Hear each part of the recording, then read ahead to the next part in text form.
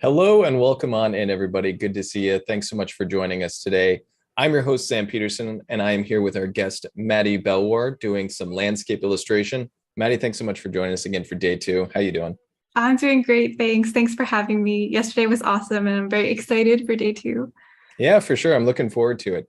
So we are going to get into it in just a minute, but I just want to give everyone a heads up that we do have the Photoshop challenges going on currently with Voodoo Val. So if you haven't checked those out, you can check out the landing page that has all the challenges. You can also check out the community Discord, and that's where you can post your challenges, get feedback from the mentors, see what the community is up to. So definitely give that a look if you haven't already. And also, if you're watching over on YouTube, definitely jump over to the Behance chat. That's where we're going to be able to see your comments and questions most easily. And I want to say a quick hello to everyone in chat as well. What's up, Annika? That Annika's our mod today. Welcome on in, everybody. Robert, good to see you. Oliver, Kim Van Ham, hello, Mothership.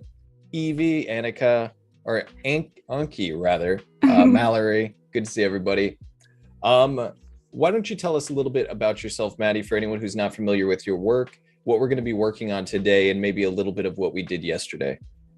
Okay, sure. Well, hi everyone. Welcome. My name is Madeline. You can call me Maddy. I'm a digital and traditional painter.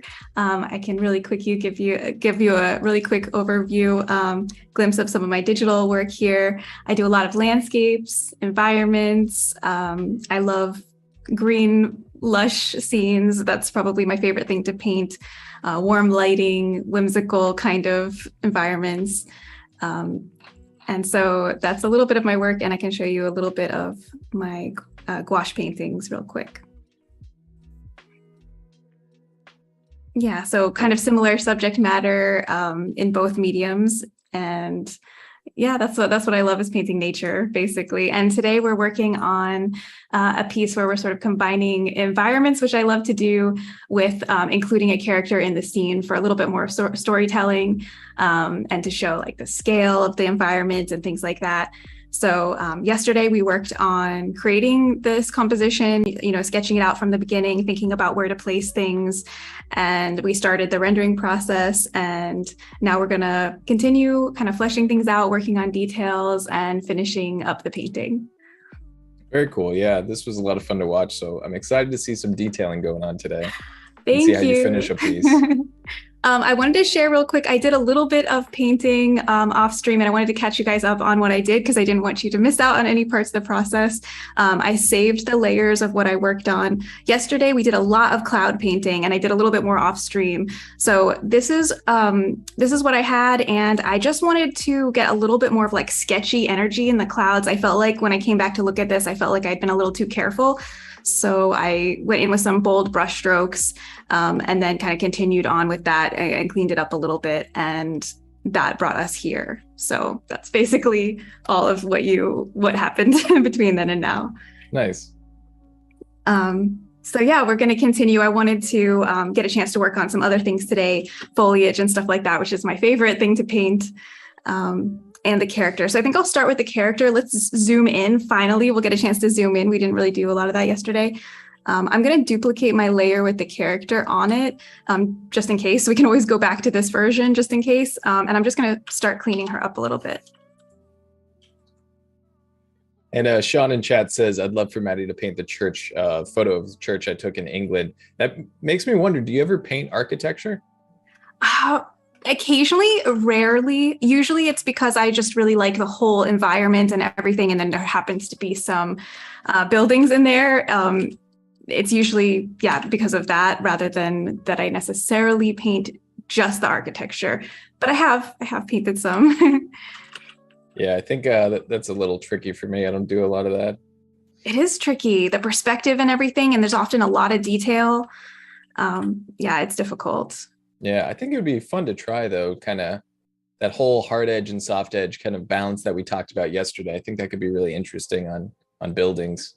Absolutely. One of the things I find so hard about painting buildings is that it's less obvious where to put soft edges and things. When I'm painting foliage, it's really easy to kind of blur some areas out and let it, I don't know, have that organic natural feeling. But with buildings, you still kind of want to involve some of those elements in your painting, but it's like where to put them, you know? Yeah.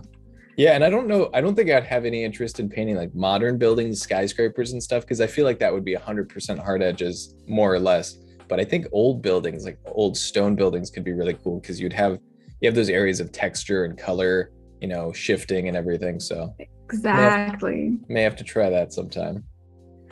What does attract me when it comes to painting buildings would be sort of like old ruins and abandoned buildings that are like partially overgrown and stuff like that.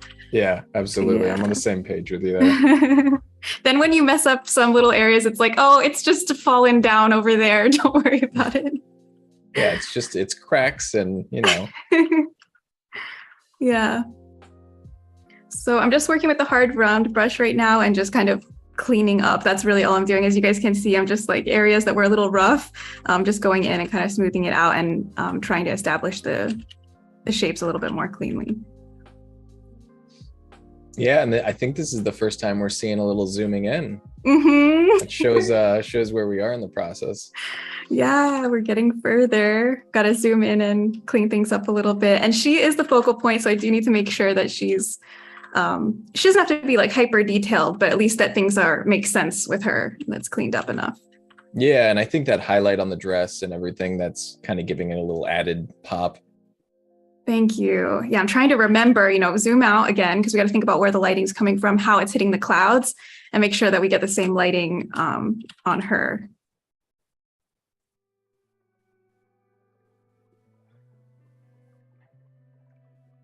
Yeah, I was actually wondering when you were showing off your Instagrams and to the chat, if you haven't checked it out, she has the traditional and digital, and it's really cool to see that.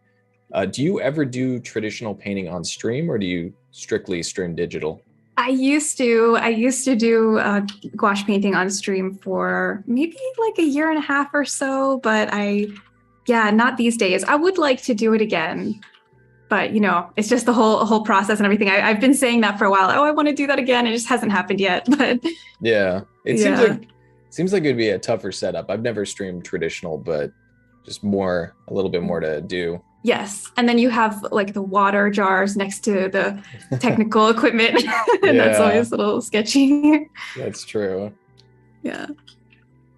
Yeah. Sometimes I'll have drinks on my desk and I'm always like, my computer's very close to this, so I gotta be careful. Can't imagine having a lot of art equipment.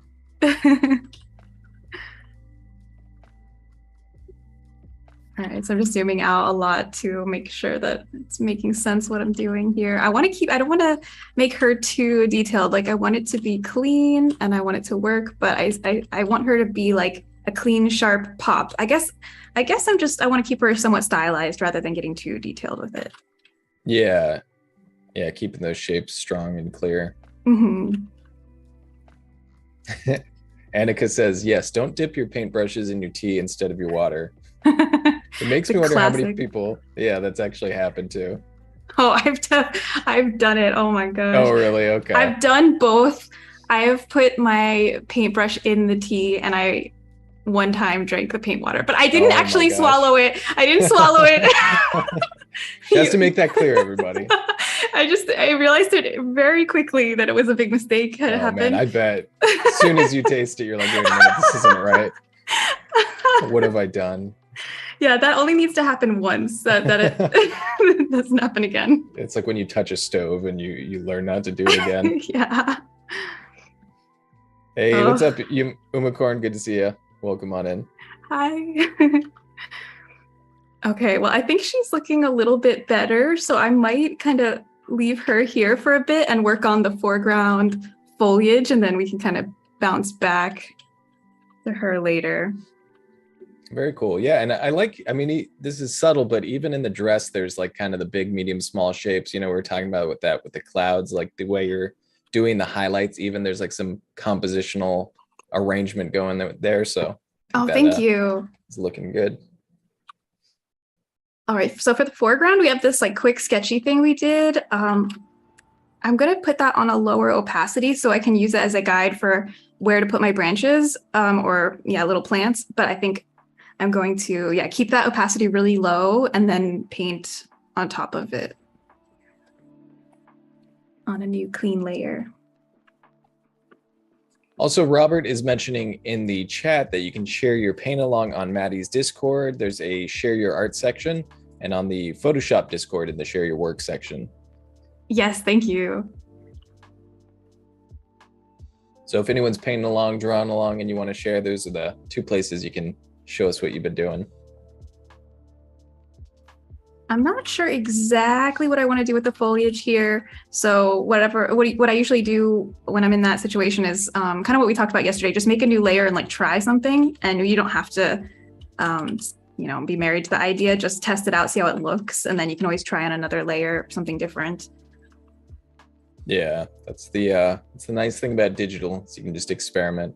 I feel like there was someone on Adobe Live who kept saying layers are free. I don't know if that was Delta Tango Mike, but I love that. yeah, so I'm gonna remember that. There's no consequences with digital art. You can try whatever you want. Yeah, that's something I really love, because occasionally I'll get to a certain point in the painting process and I'll think, like, there's multiple different directions we can go from here, and you almost want to be able to try like different endings to the painting, and in digital you can do that. So save a totally different PSD, try something different. Yeah, I mean, I've caught myself, I think I've always had a bit of perfectionism with my painting, and it's something I've always tried to stray away from and break. But whenever I catch myself doing that, I'm like, it's digital, like what am I afraid of? I can do anything without ruining this. So that's true. Got to keep that in mind. All right, I think I can get rid of this other layer now. One thing that I like to do when I'm painting plants is with the brush, I'll make the stems, and then I'll use the lasso tool to make leaf shapes, because you can make leaf shapes with very, very sharp points to them. I'll show in a second what I mean. But I feel like sometimes it can be very time consuming to paint the leaves with the brush compared to if I come here, for example, and just start, making these shapes with a freehand lasso. And you can hold shift, and just keep adding to the selection and more leaves. It's like drawing with the lasso. Yeah, that's cool. Yeah, and then you can just drop in a color, something like that. Yeah, that's a great idea. So if you're wanting to get individual leaves and kind of control it, but not use one of the foliage brushes that scatters it, rather than painting it individually with a brush, yeah, this is certainly quicker with those sharp edges. Yeah, I love those edges. And so what I like to do is usually I'll kind of hand paint or hand select a few plants that are like going to be sort of the main characters. And then I'll use brushes to fill in around those. And it kind of helps blend in the brushes with your painting. So it kind of feels more like it feels less like you even really used those types of brushes and more like it was painted. Man, this is some pro level lasso tool work, because like the little branch on the left-hand side, it looks like it has a lot of perspective to it. The stuff around the bottom looks closer. And then as it goes towards the top, it's like they're more perpendicular to us and they're smaller. Oh, thank you. So many plants. So I've painted so many plants. Yeah, I was going to say you have those leaf shapes down. Yeah. You can never go wrong with triangle shapes for leaves. Basically, you can see the triangles showing up a lot when you're trying to get like the sort of squished side angle view. Just do a triangle. These are the tips I need, because I have a piece that I started. I just blocked it out. I got the composition roughly figured out. I got the lines down, and I haven't touched it for a while, but it's a group of characters kind of coming through like a forest. So the whole thing is framed by this type of foliage. So I'm going to use all these tips when I get to it, because I haven't actually painted any of them yet. It's just a placeholder. Yeah, cool. All right, so my next foliage tip is the leaves. If they're all on their own layer like this, you can press the lock transparency button. So at the top of the layers palette, the checkerboard icon, if you press that down, for anybody who's not familiar with this, it's like one of my favorite tools. And then, so I'll show you with red for an example, because it's be more obvious to see. But basically I can paint wherever I want, and it's only gonna let me paint within the shape that I already created. So you can't help but stay in the lines. And what I like to do is use an airbrush, or sometimes other brushes, but generally an airbrush. And then you can kind of start giving shading to these things. So I can make the airbrush really big and already begin with a gradient where like the top of the foliage is going to be a little bit of a lighter green. The bottom is going to be a little bit of a darker green. So starting like with taking in the whole group first, and then you can also go within individual leaves and start to maybe give a little bit of shading or shape to them. For this, sometimes I'll switch to a different brush, something with a hard edge that will make it more interesting. Let me try the hard round brush. And just kind of make a brush stroke on the leaves just to show like, because leaves will have like little bends in them or like the center crease or something like that. So you can kind of indicate that a little bit. And you can go really quick with it, and it gives a lot of detail to your leaf pretty easily because of the lock transparency.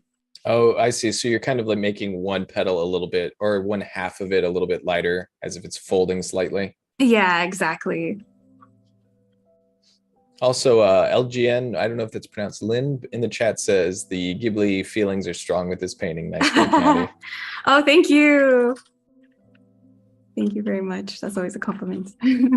And Robert mentioned to me I could also use one of the leaf brushes. Absolutely. I think I'm going to try both. I'm going to try the lasso tool for the big shapes and then touch it up with the those foliage brushes. So I got to get that brush pack. Yeah, it's great to like fill in. So for example, now we painted a bunch on our own. Now I could make a new layer and pick one of these brushes. And, I might have to try a couple to see like which foliage I think fits in here. But then you can kind of combine these in here and it really blends together. Yeah, that looks great already. That does so much. Thanks. So you get a bit of detail more quickly. I'll have to send you my attempt when I get into the foliage image, since I never really paint that. But with these pro tips, I think I can do it. Oh my gosh. Next thing you know, you're gonna get addicted to foliage painting. It's I could see that because when I was doing the like trees and rocks before, I was like, I could see doing more of this. Yeah, it's nice. All right, so I'm gonna need to merge some of these layers together because it's getting a little, I don't like it when I have so many layers here.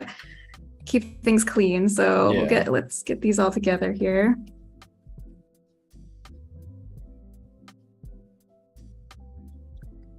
All right, so here's my layer so far for anyone who's curious.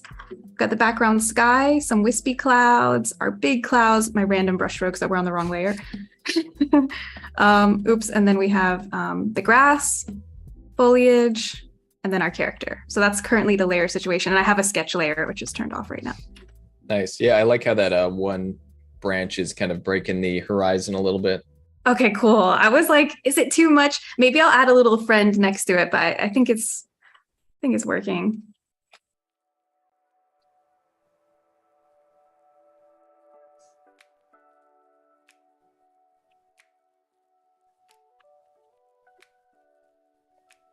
Oh wow, that's just one brush. That's crazy. Yeah, is that fun? I made this brush. Oh man. Let's see. So do you have several foliage brush packs, or is it all in one pack?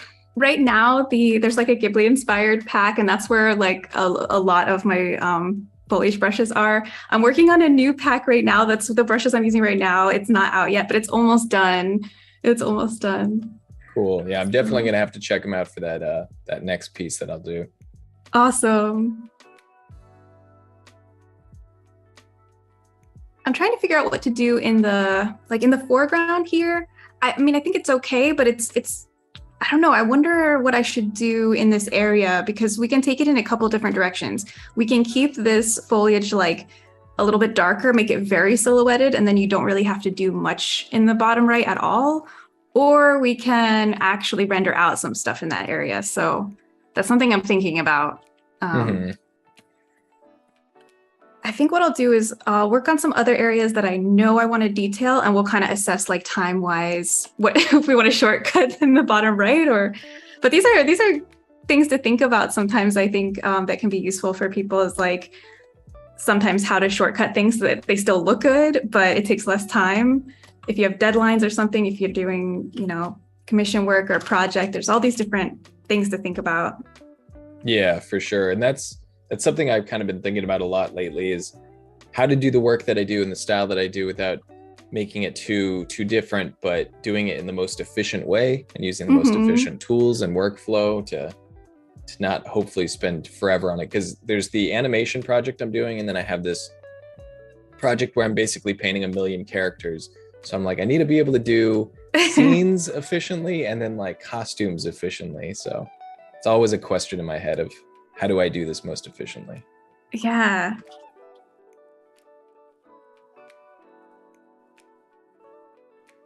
Oh, thanks for linking that, Annika. Annika put Maddy's Ghibli inspired brushes in the Thank you. chat.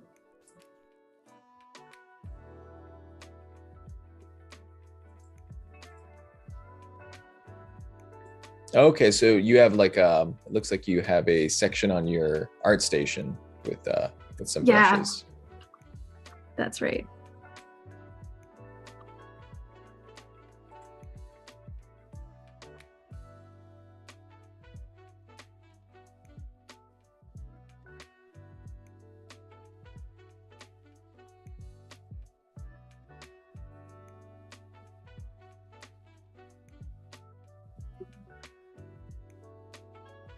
All right, I'm experimenting with making this foliage that I painted on the right, maybe making it a little bit bigger, but like pulling it to the corner a bit more.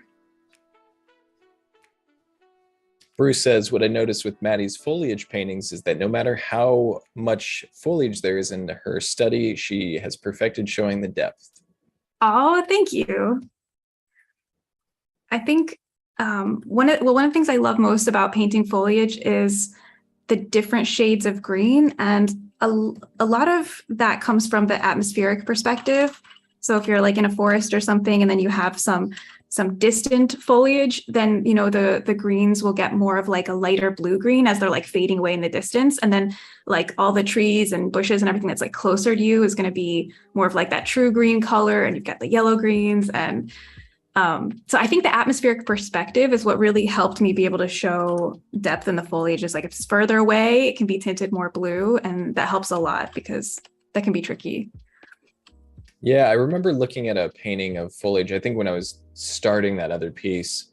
And it's cool too when they're in the shadows and you don't see a ton of detail, but I remember seeing some of the highlights were more like almost bluish, like bluish green.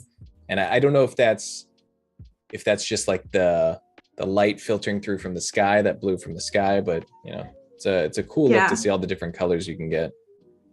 Oh my gosh, I absolutely love that. And it's like the within the shadows, the bounce light, the light shining off the leaves, that like blue color. I think it would be nice to add some in the shadows over here, actually. Like that would be, I think, a good touch. So yeah, that's what made me think of it. Kind of reminded me of that. I don't know, some image I must have seen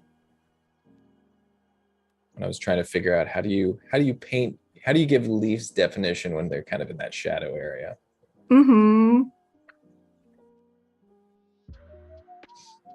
Now, do you often use the lasso tool for painting things other than foliage at all?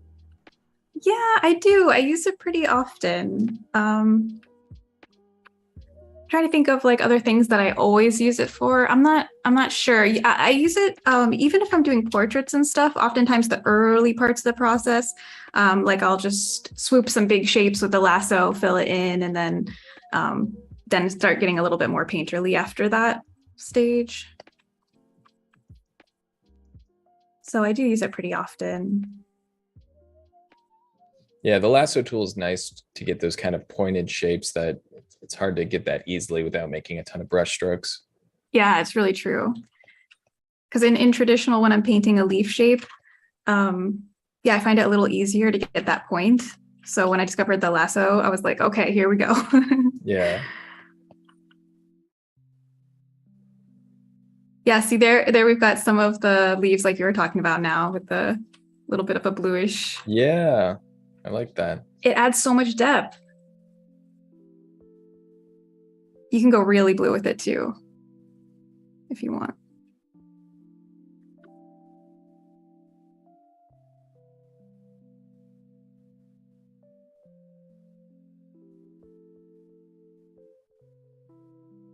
And Robert put Maddie's Discord in the chat, so if anyone was curious and wanted to share work, definitely check that out. Thank you. All right, I think I'm gonna start merging things, and there always comes a part in the painting process where I feel like having things on separate layers suddenly starts to become tedious. And as soon as I feel that, I'm like, okay, it's time. It's just a feeling. Do you merge everything or just certain ones? Usually I merge everything, but in this composition, it seems like maybe I should at least keep her separate from the background. That might be a good way to do it. So, all right, I'm gonna turn the layer with her off, and I'm gonna make a new layer and go to image, apply image. So then we'll get a merged version of all the layers below. And then I can duplicate her up here. So now I have like, because I like to save all the other layers. So they're going to still exist. And then I'll have my merged version and her. And one of the reasons I like to do this is because occasionally I like to use mixer brushes. And it is nicer to use them when you're on a layer that's merged and everything. You can, with the mixer brush, click on sample all layers, but I feel like it just runs smoother when everything's merged for me. So yeah, I like to merge it and then choose the mixer brush. If anybody isn't familiar with the mixer brush, it's super cool. It's this brush with a little drop here. And what you can do is you hold Alt and you click down somewhere on your painting, and then you can see the square up here on the top left. It's like sampled where I've clicked. And then when you go to paint, it's like painting with multiple colors, or, you know, whatever the part is that you sampled. So it's got a very like cool traditional painting look of those multiple colors on the brush. Yeah, that's neat. Yeah, so sometimes I'll pick like this flat brush that has a lot of texture to it, and then we can come here and, you know, it's just for me, I use it for like accents. I don't usually paint very much with the mixer brush, but just come in a couple places and add these cool little blended brush strokes that kind of make it look a little bit more painterly, and yeah, just little accent strokes.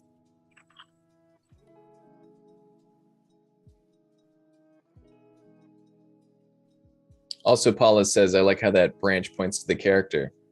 Oh, thank you. Yeah, we were talking about that a little yesterday, kind of leading lines and everything. Yeah, it can really help compositionally to think about the focal point and all the different ways to point towards it. That's one thing that I worked on with the clouds, is I realized that my clouds were kind of pointing over here, like towards the left a little too much. So I tried to bring like this little fluffy bump over here, pointing back towards her too. So the clouds pointed back a little bit. So, oh, interesting. Yeah.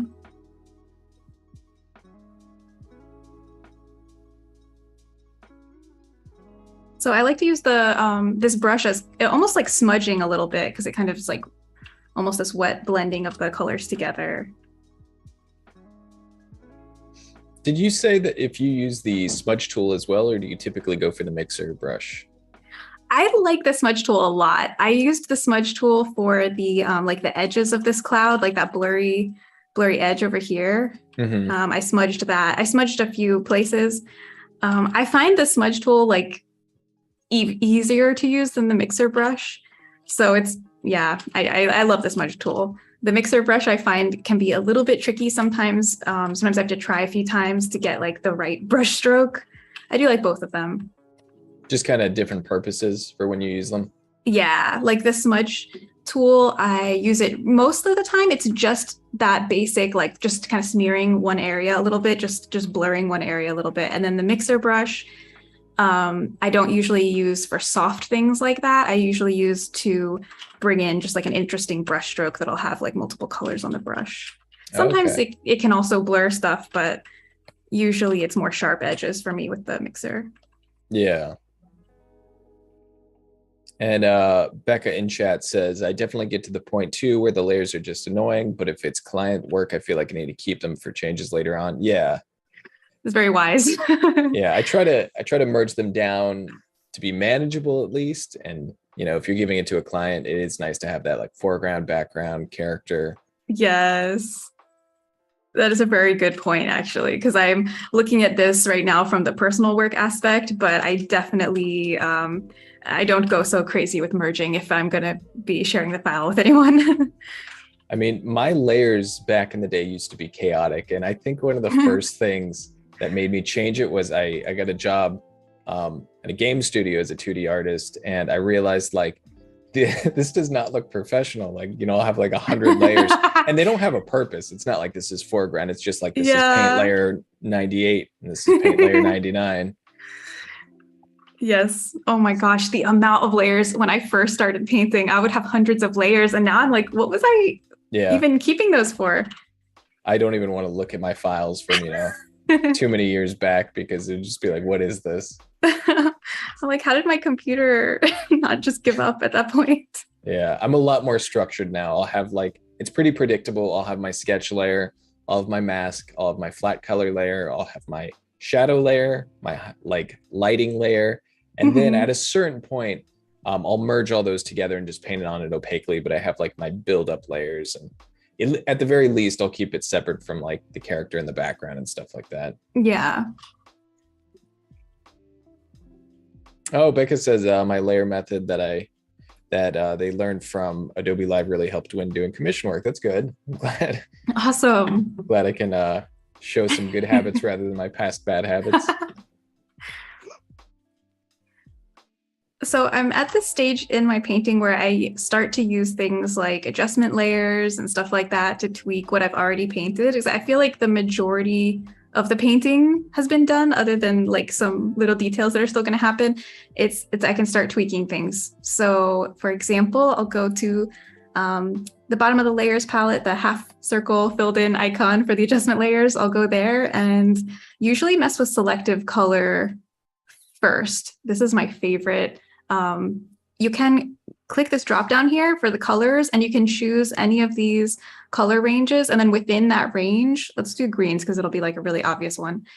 Within the greens, we can play with these sliders, cyan, magenta, yellow, and black, and change like how much of that color is within that color range. So it's like really powerful tool. You can change so much just with these sliders. And this is like without, I love it because you don't have to make any selections. You don't have to do anything. It's just the sliders, Yeah, that's interesting. I know I've seen a lot of photographers on the photography streams here on Behance use selective color. I don't know if I've seen as many digital artists use it, so that's cool. Yeah, I use this really often. You can change values, you can change the hues, and mainly what I do is I just, sometimes I look for happy accidents. Like sometimes I'll just move the slider and I'll be like, oh, wow, it looks so much better. And I wouldn't have thought to, go in that direction with it, so I definitely kind of scroll through here and just kind of see what these things do sometimes. I've definitely used color balance before, but that almost seems like that gives you a lot more specific control. Yeah, this is very specific. And sometimes it's good because a certain color range is like, you're like, ooh, this is too orange or whatever. Sometimes I really have that specific idea. But I do like color balance also. So here's color balance, you guys, and you can go through shadows, midtones, and highlights. And I think this can really help push a mood because, for example, we can go to highlights and maybe make the highlights like a little bit more warm. Like I'll add red and yellow to the highlights. And then the shadows, you can push more cool. And this just accentuates what we were already talking about with like the cool colors and the shadows of the leaves and stuff like that. Yeah, I do that a lot. I'll kind of cool down the shadows, warm up the highlights, get that contrast. It works great. I'll have to try selective color as well. Yeah, I think you'll like it. Like, I mean, it can be, sometimes I spend a lot of time in there just going through each one and just trying. And then you can mask things away. So we have this mask here and it's all this fully white rectangle. And I'm just going to take my airbrush with black and I'm just going to mask away a little bit of what I did just in one area where I wanted to bring back the original color, and just the rest of the canvas, I like what it did. I just wanted to mask away that one area. And then the other one that I like to use a lot is curves. So let me bring this up. So curves lets you mess with the values, and here on the lower part, this will be your darker values, and this will be your brighter values. And so you can grab here and just pull up and down, and this will be like around the midtones, and you can kind of individually change things, and you can make some really crazy results with this. Like sometimes it can go a little wild, but it's just, for me, it's just usually eyeballing it and just seeing what I like. Yeah, curves gives you a lot of control. I actually always use levels. I found that always kind of has worked for the results I'm trying to get, but you can really fine tune curves for sure. Yeah, I don't know when I started using curves, because I also used to use levels more often, and then I don't know, I started using curves, and then I've been abandoning levels lately. I don't know. Yeah, maybe it's just one of those learning curve things. Pardon the pun. But I think like once you get the hang of it, Yeah, you can kind of control it a little bit more easily. what's funny is that there really are so many different ways to do the same thing sometimes. Like there's so many tools, and people are going to find what they're comfortable with, and it's not necessarily right or wrong ever. If you can get the results you like, it's good. Yeah, definitely. I think it's a lot of ways to do the same thing in Photoshop, and it's kind of whatever works with your workflow. Yeah. But it's always nice to, try out new tools, discover new tools, things like I'm definitely going to try selective color next time I'm trying to adjust colors on a piece, just to see, because cool. Occasionally I'll add new little tools and methods into my tool belts. Yeah. So, oh, sorry. I was just going to say, that's kind of the process with learning Photoshop. There's so many tools, but you pick them up, maybe you'll pick up a new one every few months, and over the years, you kind of get pretty familiar with it. Yeah, you don't need to learn everything at once. And if you try to do that, it might not be fun anymore. It might feel too overwhelming. It's like, just, you can add something to your repertoire, like little bits and little bits along the way. Yeah, absolutely. And I think digital painting can be fairly intimidating to people, but I've always stressed that you really only need to know a few tools. Like, you know how the brushes work, and you know how kind of layers work. You don't even really need to know too many blending modes. And you have the eraser tool. Like, you can do a lot with just that. Oh my gosh, to be honest, I only even started using these layer blending modes, maybe over the last couple of years. For the longest time, I never bothered with them, and people would talk about it, and I would just be like, I'm comfortable. I was always very I'm comfortable in my workflow, Yeah. And I just wasn't interested. Now I'm like, oh, I love them, and I see what they can do. But it's like, I don't know. It is true that it's not absolutely needed. Like, in the end, you need your canvas and you need your brushes, and get comfortable with that, and then you can continue to add cool new things. But yeah, it's not absolutely required you know all of that at the beginning. Yeah, I've wanted to do like a Photoshop digital painting for beginners video for the longest time, just to show like the minimal stuff you can get started with, which is very little. So I know software can be intimidating to people in the beginning. And then you can just get in there and have fun. Yeah, and then you pick up you see someone using like the mixer brush, and you're like, oh, I might try that. And then you learn that a bit, and over time you pick up a lot of it. So I'm trying a brush right now that I like to use to add sort of like a random interesting texture and color. Let me pick a color that's going to really stand out, just so you can see what this brush does. So this is what the brush looks like. And I made this brush to kind of be reminiscent of like the look of an underpainting showing through a little bit.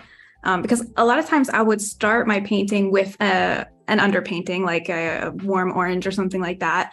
And then by the time I was finished, I had painted over all of it, and none of the underpainting was there anymore. And even though I really like that look of these little bits showing through, so I made this brush to kind of like kind of fake like you had an underpainting there that's showing through. And I like to like dab down a little bit here and there and get these little bits of color.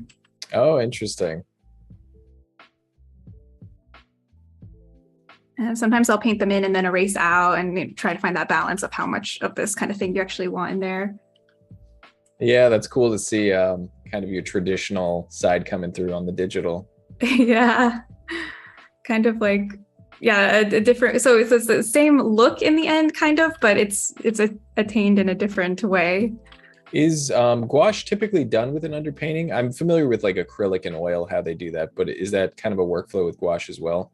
Just depends on the person. You can, but you don't have to. And I just do it sometimes or not, depending on the type of scene. And if I think it'll look nice, like if I'm painting a really, really warm, sunny scene and I want that like warm feeling underneath, then I'll do it. But the thing is, again, with gouache, it's so opaque that depending on how you paint, you could end up completely covering it anyway. You know, you kind of have to keep it a little sketchy to have that still showing through at the end. Mm. So yeah, when I turn this on and off, it's pretty subtle. Let me zoom in a little bit. I hope you guys can see it. It's pretty subtle, but it is adding some color variation here and there. Yeah, I like that. Cool, thanks. And I can lower the opacity a little bit. Also, want to say hello and welcome on in to Usha and Rami. Good to see you. Welcome on in, everybody. Welcome. Yeah, Annika mentions that gouache can also be done with underpaintings. James Gurney does it all the time. Interesting. Yeah, now that you mentioned that, Annika, I do think I remember all those like James Gurney videos I've seen. I do think I remember him doing some sort of underpainting. So yeah, that's cool.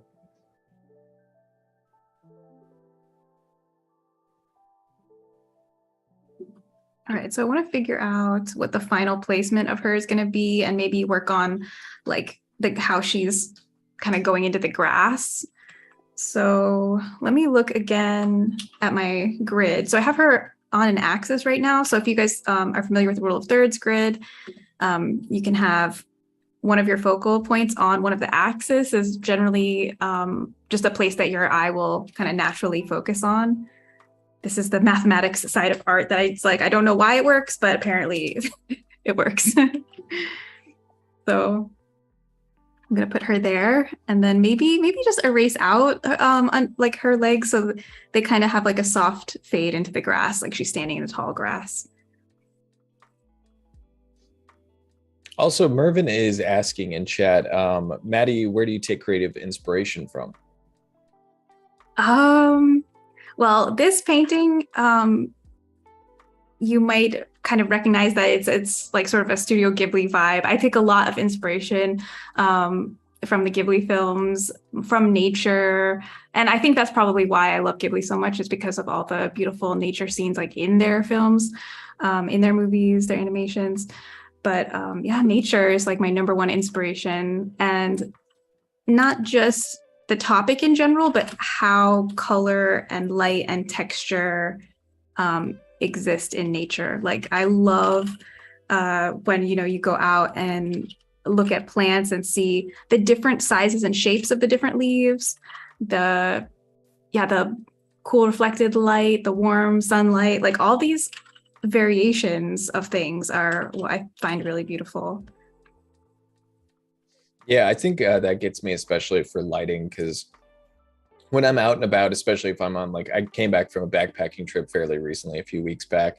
There's just certain times where like the lighting at certain times of day or the way it's hitting is like, man, I gotta remember that and I gotta paint that.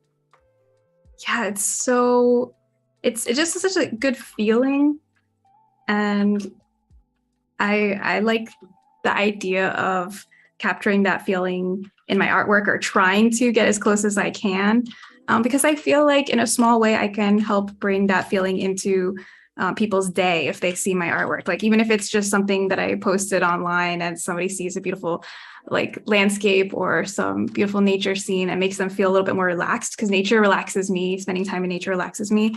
So I like the idea that I can, like in a small way, maybe bring some of that into people's day. Yeah, definitely.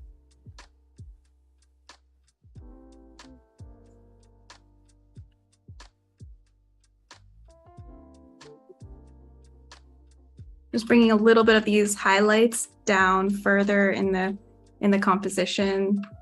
And I'm just kind of going off feel. Maybe I can kind of bring a little bit of that lighter green down this way, kind of make sort of a trail up to her with that color.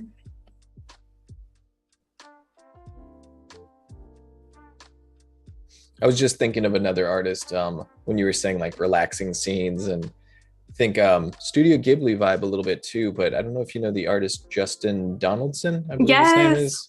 Yeah, Yeah, he has kind of that vibe with his art as well. absolutely. Yeah, I love his work. It's really amazing. Speaking of rocks and moss and all that, he paints those like so, I mean, it's crazy. Yeah. I think, does he use gouache as well? Yes, Yeah. gouache and poster color. I think he might be mainly using poster color, but it's a Huh. type of gouache basically. It's like almost the same thing. Um, it's a very subtle difference between the two, but that's what the Studio Ghibli artists use is poster color. Really? Oh, I've never heard of that.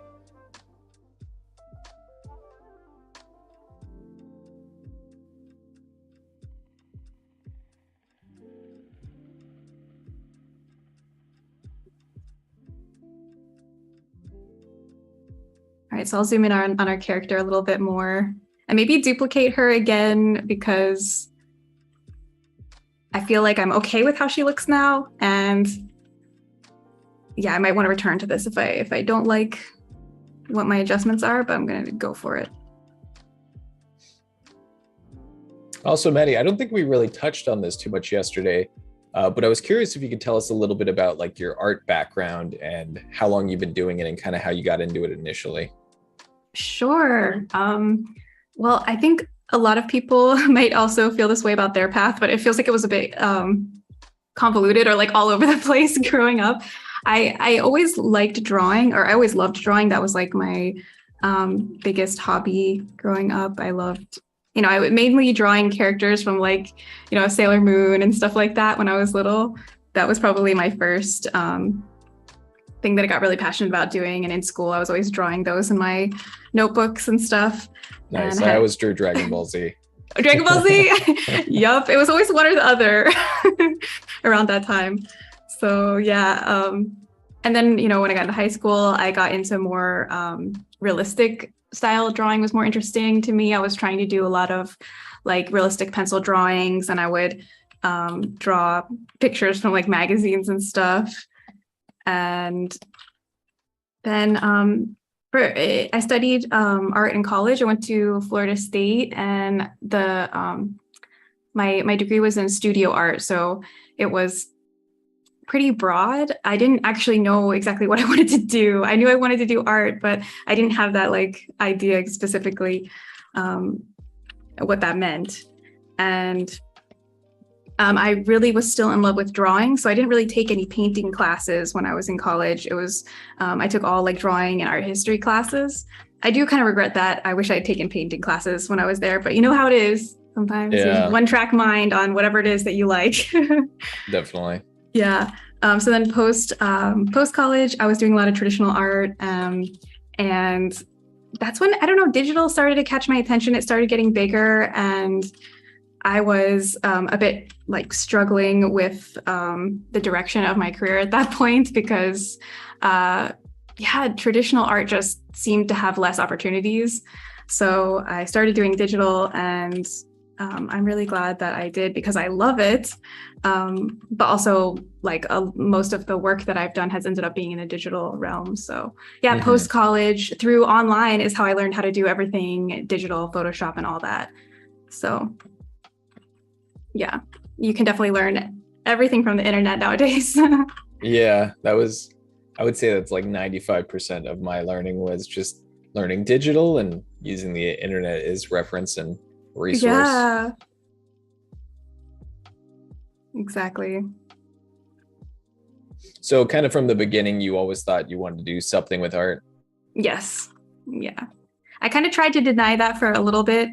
When I first got to school, I was like an undeclared major for a year because I had a lot of people talking to me about like, oh, you got to be really careful going into art because that's just a tough path, Yeah, I've And I heard was that. I was trying to find another path, but I just was like, oh, I can't. I'm not happy. I want to do art, so I ended up doing that, and um, yeah. So I really understand anyone who's going through those feelings or that struggle. It's like it is hard. Yeah, for sure. I think Yeah. anything really worth pursuing though is never too easy.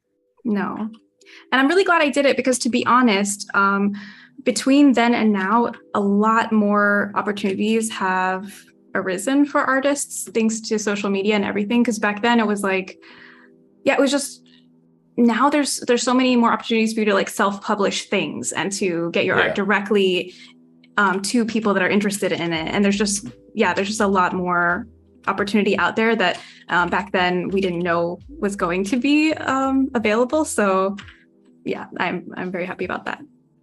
Yeah, I think one of the biggest things is like, as an artist, it is, it can be a very difficult path, very competitive, all that stuff. It takes a long time to learn these things, but I think you have to have that almost business side too, where it may not be specifically business knowledge, but like knowing what jobs exist, knowing what avenues you can go down to make money at art. Because there's so many, like you could work at a studio for video games, you could work at a studio for animation. There's a million things like that.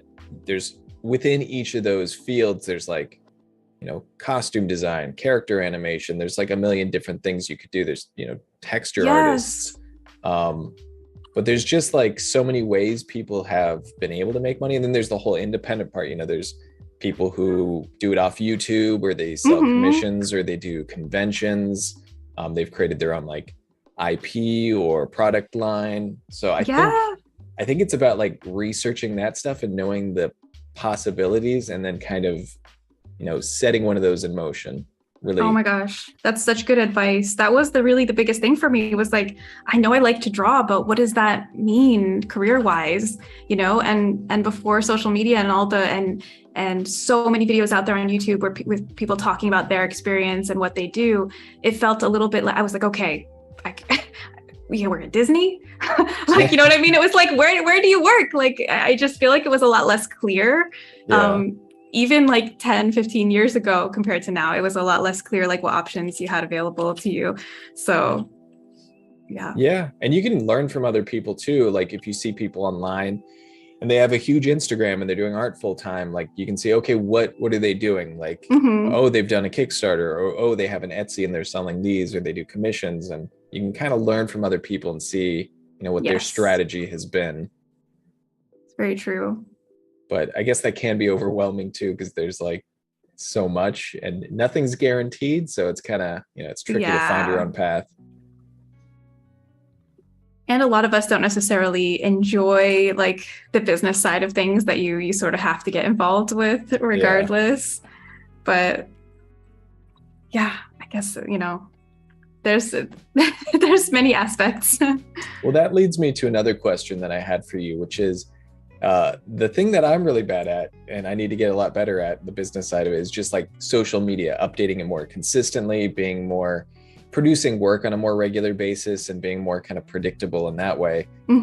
I noticed you seem to have a lot of social media. I mean, first off, you have your Instagram for traditional and digital, but if you look at Maddy's website, there's a lot of different links and things that you seem to maintain. How do you keep up with like all that social media stuff and still have time for everything? That's a good question. I think, well, over time, it's been different for me. I do feel like in the past, there were times where I got overwhelmed with it. At the beginning, when I was kind of trying to first start putting my work out there, I tried to have too many social media accounts. Like, I know it might seem like I have a lot now, but I had even more. I also had like DeviantArt and Tumblr, and like, there was even more that I got rid of, because it was just like, every time you make an artwork, you're trying to post it in like 7 places, and it's too much. So it's a little bit more manageable now. And I guess I would say, don't try to have too many accounts. Like, for each person, the comfortable amount, that number is going to be different. But just go with whatever you can comfortably maintain and have good mental health, and just be able to do it and be happy. And like, even if that's just one place, I think that's okay. 1 or 2, I think that's the most important thing. Like, for me, it's been quite a few years that like different accounts have been growing. But at the beginning, I would say you don't necessarily have to try so many places at once. I think that's too much. And even now, like, I don't post everywhere all the time. Like, I know that there's all these things you're supposed to be doing for these algorithms to stay on top of it. And I just honestly don't worry about it anymore. I'm not saying it's bad to think about those things. In a way, it's really smart to think about those things, but every person is different. And for me, the stress level from trying to be on top of all those things, I was just like, you know what, I'm just going to post when I have something to post, and that's it. And that serves me a lot better personally. Yeah, for sure. It can be hard to keep up with all those things. I think consistency, when it comes down to it, is the thing I strive for most, if I can just be consistent, but I never am with Instagram. I mean, it's all about balance, I think, because like you said, you want to be mentally healthy and not stressing yourself out and not, working yourself too hard in a way that's not sustainable. So Yeah. I'm always striving for like this balance, like, okay, to be healthy and happy Sam, I need to be getting enough sleep each night, and I need to be having some sort of fitness routine going on that I do consistently so I feel good, and then I should fit in my art this much, and trying to prioritize things. But I think in the end it's really about balance.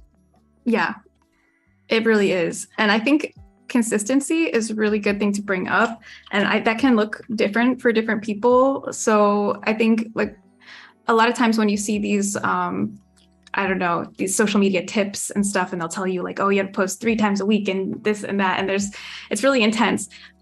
For each person, I think consistency, if that means once a week or once every 2 weeks or once a month, it doesn't, I don't think it matters that much. I think consistency is good, especially for people that are following your work and are interested in seeing what you're doing and what you're up to.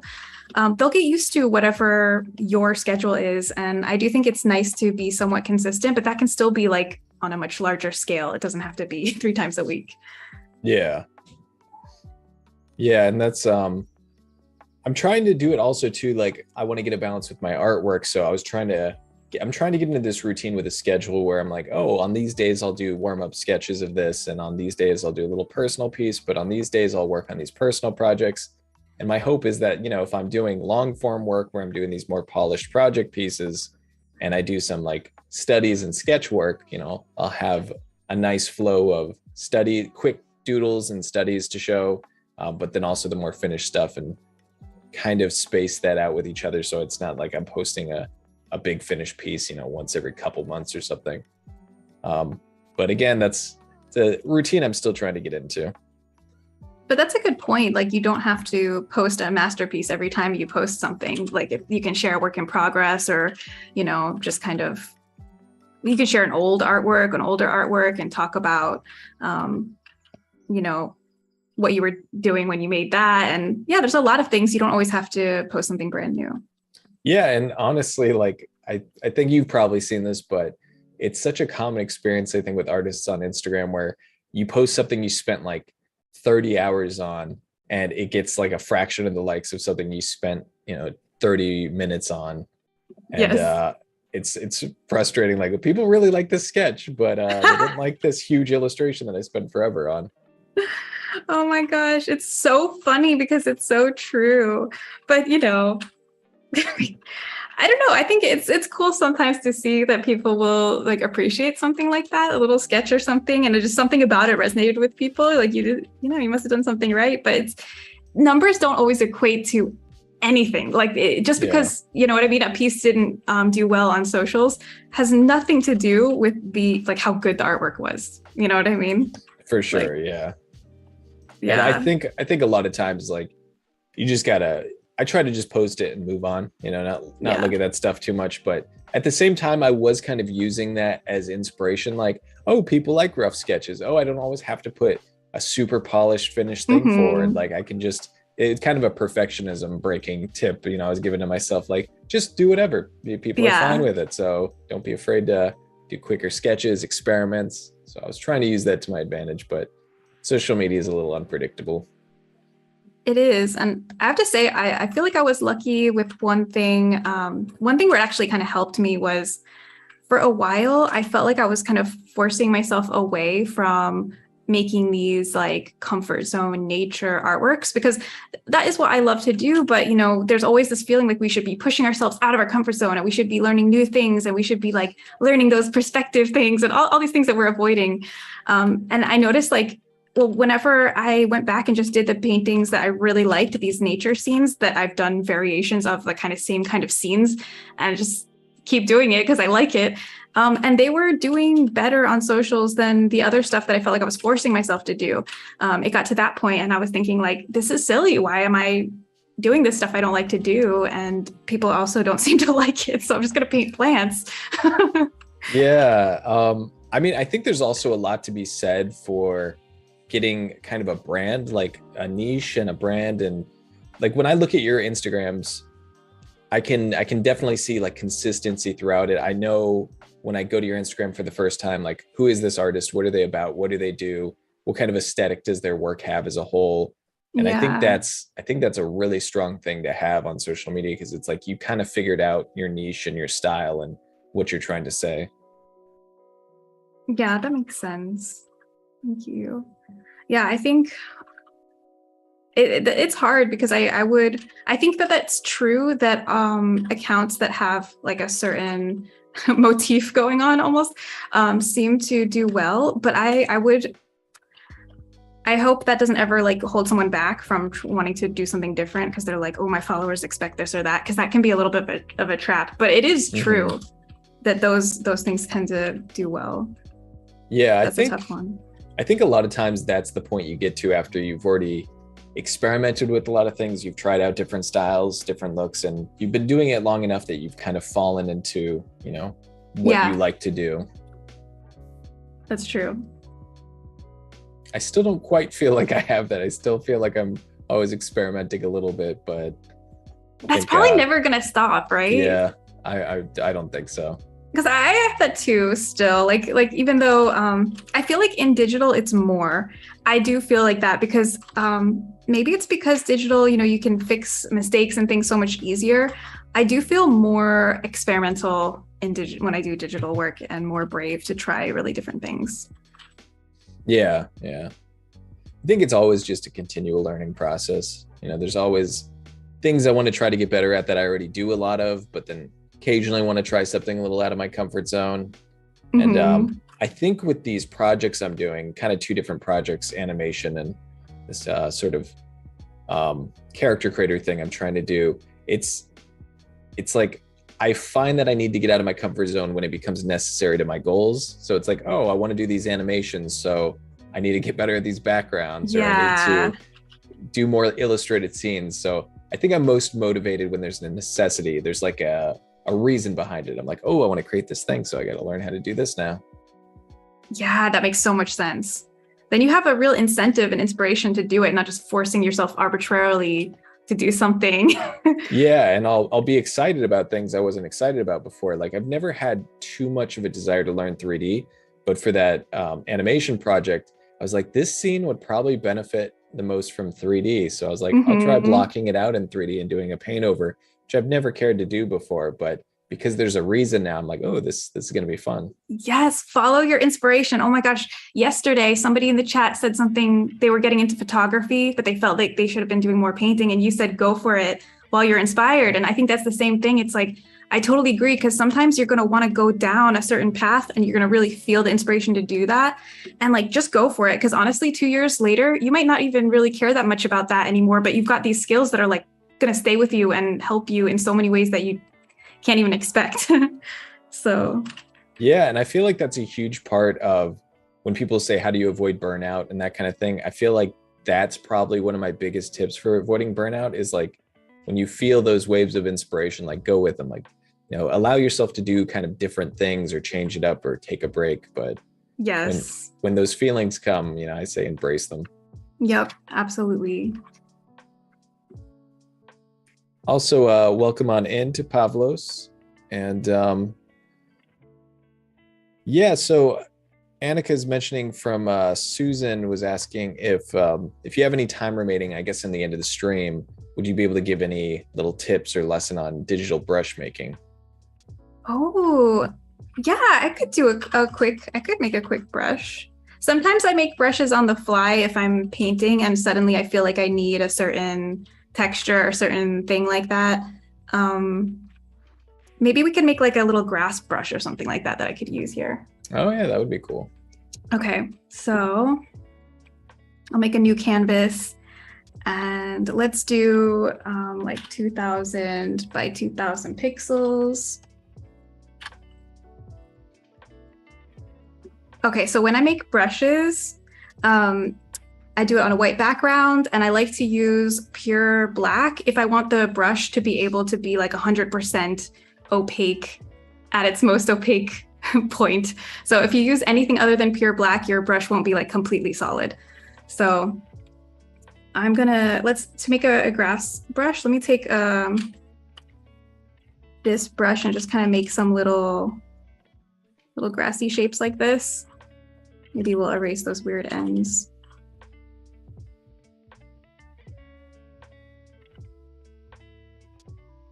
Something like this. And it's brush making is like so much trial and error. You've just got to come up with something like this and think, oh, I think that'll look good. And then you try it and then you tweak it usually. Yeah, that makes sense. Yeah. Once you kind of see how it functions. Mm-hmm. Okay, so we've got a little grass tuft thing here. And I could have probably made it bigger. This is going to be something I use at a small size. So you can edit, define brush preset, and it will just select this area. Now, sometimes if you've been doing a lot of work here and you've got like a random little mark up here or something, that'll cause an issue. So what I usually do just in case is kind of like just circle around the area, edit, define brush preset. That way, you know, you're not going to get any weird little things.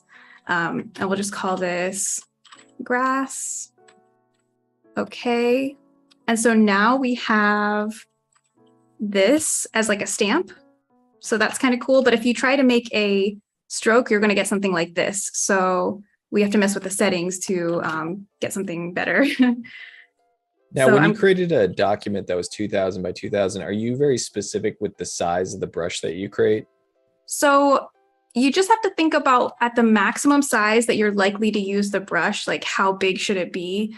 And for a grass brush, it's probably going to be used fairly small in my painting. But for the brush sets that I've made, I always make the brush tips like really big, just in case somebody wants to make it really big.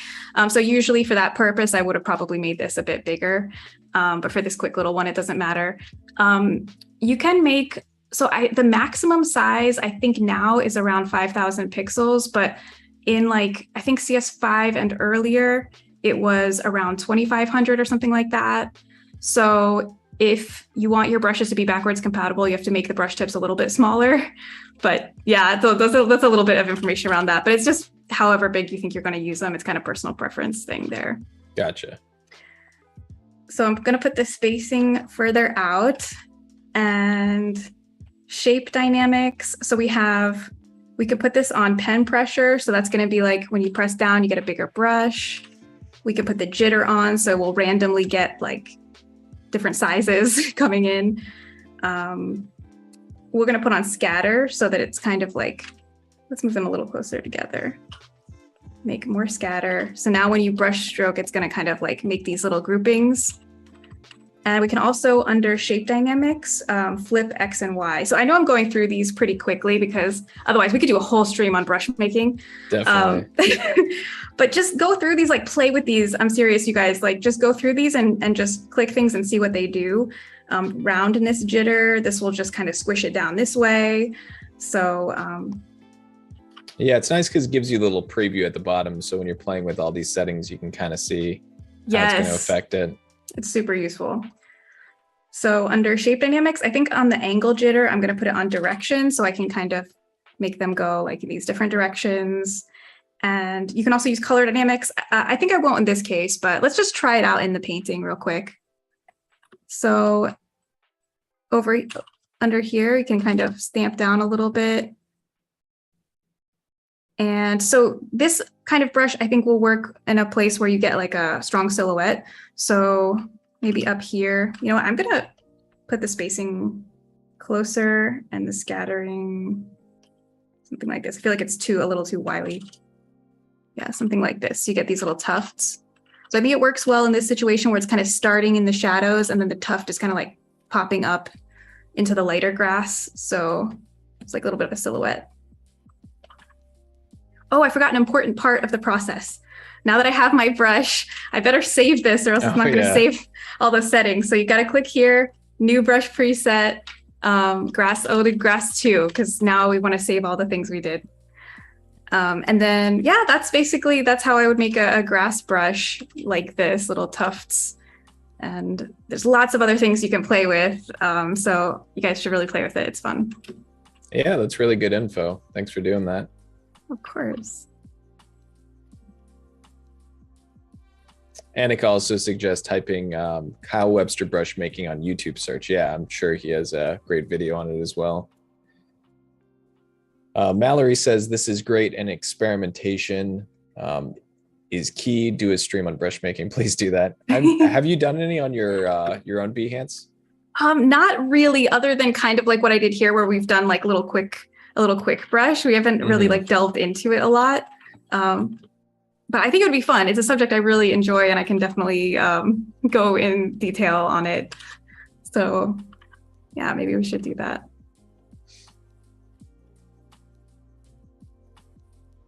Also, I'm asking this question a bit late, but a little bit ago, if Mervin's still here, was asking, my kid is 10 years old and keeps drawing daily for at least 1 hour. His dream is to work for Pixar as a character artist. Any suggestions for him?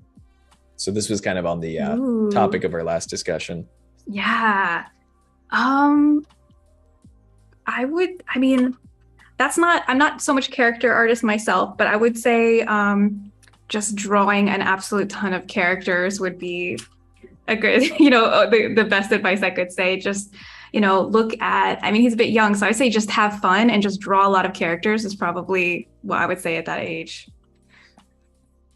Yeah, I would say, I think the big thing is like a lot of times if people draw as kids, they may fall out of it at some point. So I think just like keeping it fun and keeping that motivation up and, maybe encouraging it. But I think the thing is like, there's so many skills to kind of build up over time. So as long as someone's drawing, having fun, they're going to naturally kind of learn. I think a lot of those people who are really good at art going into college were the people who drew, like kind of their whole lives as kids. So I think as long as you kind of keep some level of consistency and over the years, that definitely adds up. At that age, and honestly, for any person at any age who's a beginner artist, I think the most important thing is just to keep doing it and to try to keep it fun. The second you put too much pressure on, that's really gonna kind of kill it.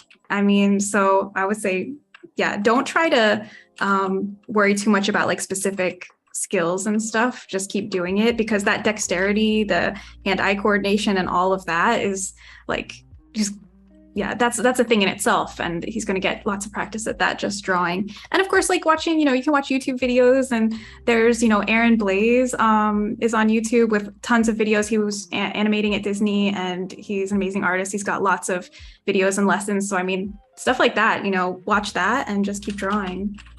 Yeah, a character design, a lot of that is like, especially at Pixar, is big shapes, simple shapes. So I think even just doing what a lot of people did growing up, like drawing their favorite comic book characters or drawing their favorite like Dragon Ball Z characters. If they're drawing like Pixar characters, you're gonna have fun and learn a lot about, what kind of shapes are they using, and kind of get a feel for that.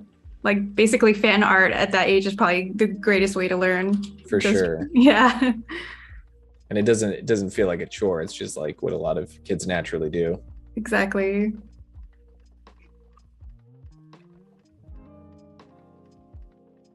The stream is inspiring me to go home and paint, says Becca. That's awesome.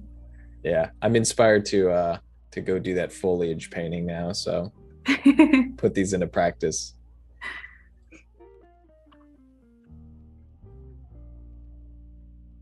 So I'm using a brush that I think these kind of brushes are really fun lately. I'm really into this kind of like very digital, almost glitchy kind of look, where the brush tip shape is like, you can see the repeated shapes like this.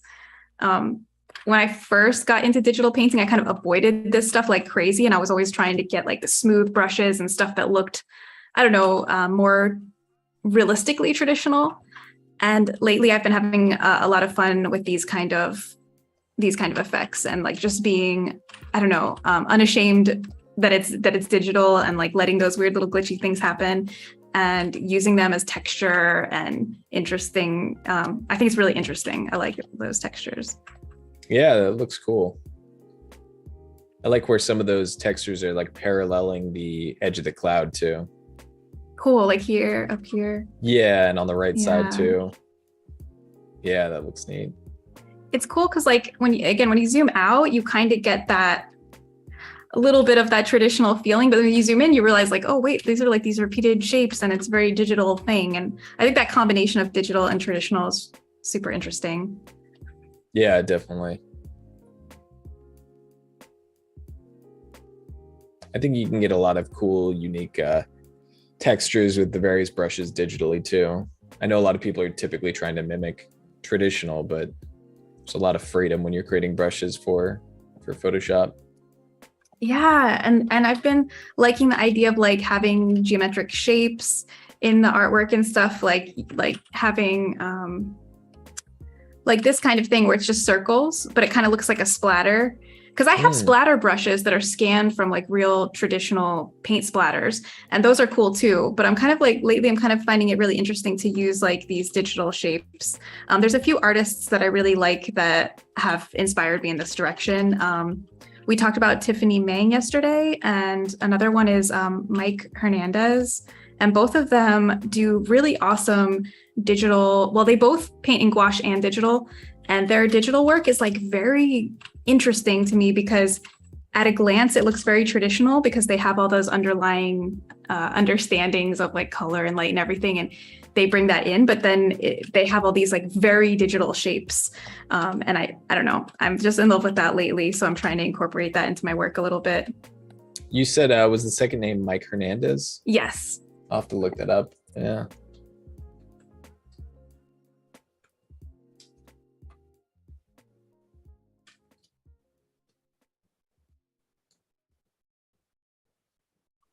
Oh, and just a reminder to everyone that we are doing this artist spotlight in just a bit. If you're interested in learning more about the artist spotlight or nominating anyone for it, you can click the tab at the top right above the chat. Awesome. Should we get into it with the artist spotlight now? I think we can do it in about 10 to 15 minutes, I'd say. Okay, awesome. I think you guys are going to like this one. Which is blowing my mind that we're already that far in the stream. Yeah, it's going super fast again. Yeah.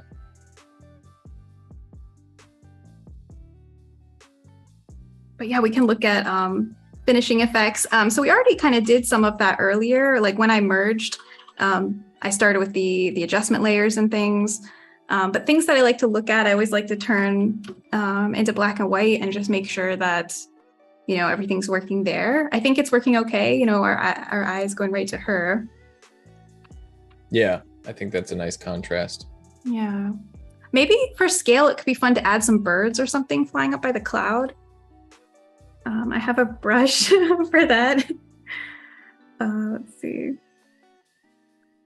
Let's try like some black. Nice. Is this one you made yourself? Yes. I like it. Thanks. I think there's some bird brushes I've seen that look a little too uniform and artificial with the wings kind of like everything's a V, but this has a nice natural look to it. Thank you. Yeah, I just found some photos of like flocks of birds and then tried to copy the shapes. Very smart. Yeah, I'm just trying to find the right kind of swoop that they should be in. I think it'd be kind of cool if they're kind of swooping around the cloud or something.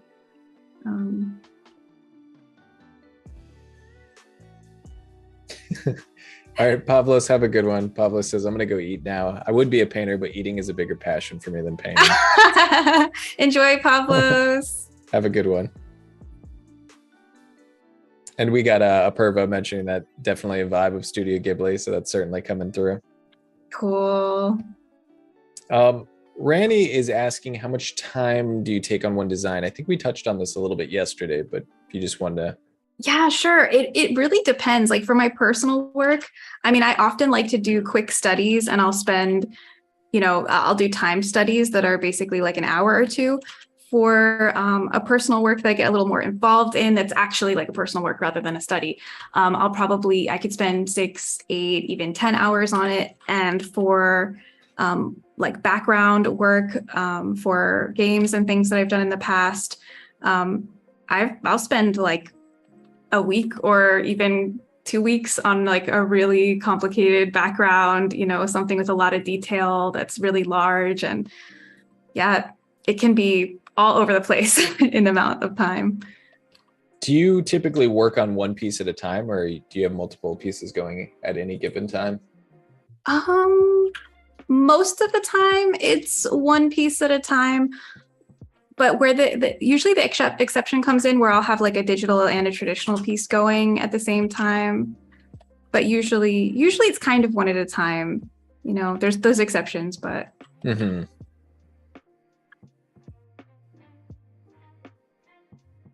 Richard says this looks kind of like the sound of music. Awesome. That was not Sound my plan, of Music meets Studio Ghibli. Just need to have her spread her arms around dancing through the field. Becca was also wondering, do you ever struggle with keeping your painting feeling cohesive while using all these different brushes? Yes, I think not so much anymore, but I did at first when I first started getting into, having fun with all these brushes. I think at the beginning I kind of went too much into it, and what would happen is I would find a brush pack that I liked and I would feel like I have to use every brush or something, and it's like you definitely don't have to do that. I think it's just using the brushes that you need and not trying to force in anything, and just find the ones that you're comfortable with or that you need for a specific reason. But the more brushes you try to put in one scene, the harder it is to have them all be cohesive, I guess. Yeah, and it seems like you'll work on, like in the very beginning when you were first doing the grass or the clouds, you were using mostly one brush, and then there's another part where maybe you're texturing it a bit more. So I think if you're kind of doing it in layers like that, it tends to have a pretty cohesive look. Yeah, and you can always go back at the end and like if you think one area got too much or not enough of something, like the brush I'm using now is a brush that I've used like much earlier on in the painting, and I'm kind of going through and putting little brush strokes with that particular brush around in other areas. So I guess I'm kind of doing something related to what you asked about, and to make the look of it more cohesive, this brush, using that brush stroke everywhere in the painting, just putting a little bit here and a little bit there, I think ties it together more. Yeah, definitely.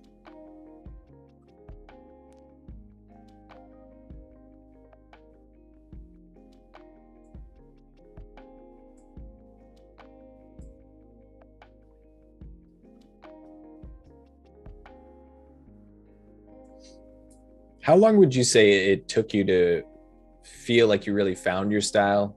Did you ever feel like you got to a point where you're like, yeah, this is kind of my aesthetic, this is the look I like?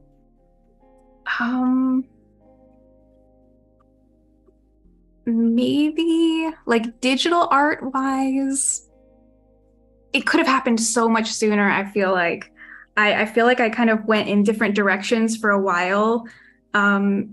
And I kind of tried almost like trying on different artist styles for a while. Like I would follow someone's Patreon and kind of like follow their tutorials and try to paint like them. And then I would, you know what I mean? I was kind of going all over the place trying to find my style. And when it happened was when I stopped doing that and just started doing these like speed paints really often.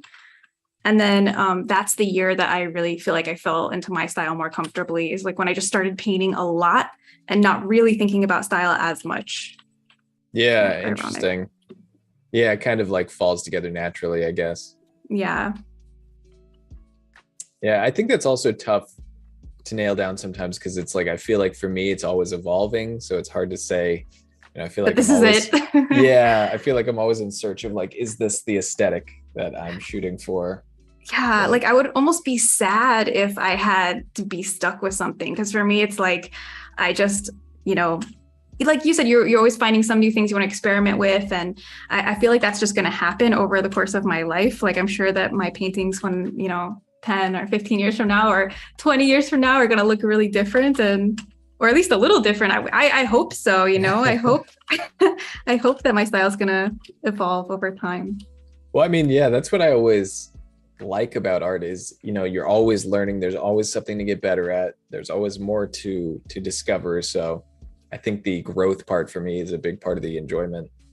Yeah, definitely. But I can understand that feeling. I remember feeling that a bit of stress too, like early on, thinking like, oh, I need to find my style. And I don't know, I wish I could like take that stress away from people, because I know that it exists and so many artists have those same feelings.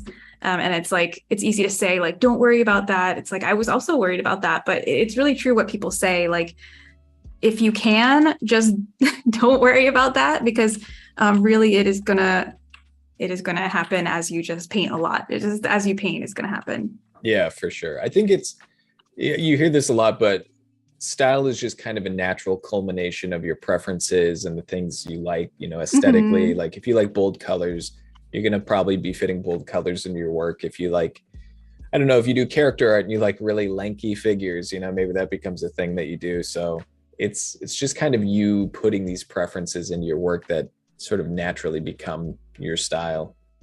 Yeah, that's so true.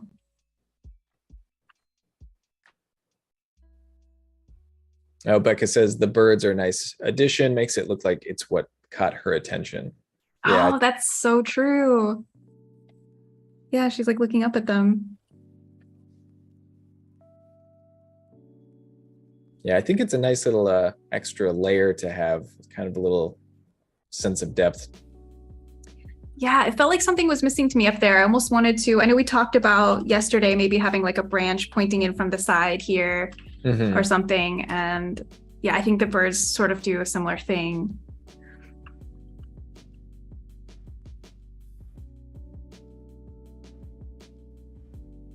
So But yeah, just a heads up, we got about 3 minutes or so until the artist spotlight.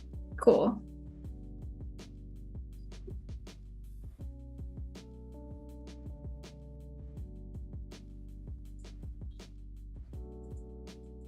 Yeah, it's always good to zoom out for a bit and look at it as a thumbnail and see if that helps you notice anything. Hmm. But I think it's going all right. Yeah, I think this is looking really good. It's really come together. It's cool to see kind of Thanks. how you get into the texture and the finishing. But at the same time, like the base was always there. So I think that's shows how strong that is to get those big shapes down from the beginning. Yeah, it's so true. And we were talking about this the other day in one of my live streams about like how important composition is, and how like I wish I paid attention to that sooner, because I was definitely like a lot of artists, I was more interested in the details and not as interested in the setup. And then sometimes that puts you in a sticky situation later. So spending the extra time on planning a composition, it definitely pays off. Yeah, I kind of dabbled in landscape stuff here and there, mostly like scenes for illustrations or characters. And I've definitely, like, the last thing I was working on was just trying to nail down a few big shapes. Like for this one, it'd be the grass, maybe the foliage, and then the cloud.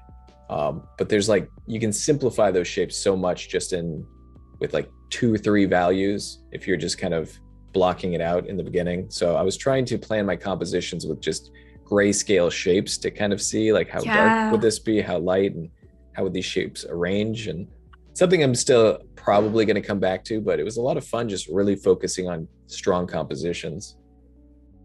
Yeah, that's awesome. Like I didn't do it for this one, but it's a good idea sometimes to do those, not just looking at the shapes, but to do like a grayscale value like practice before you start, and just really think about like where the values are going to be in your Hmm. scene.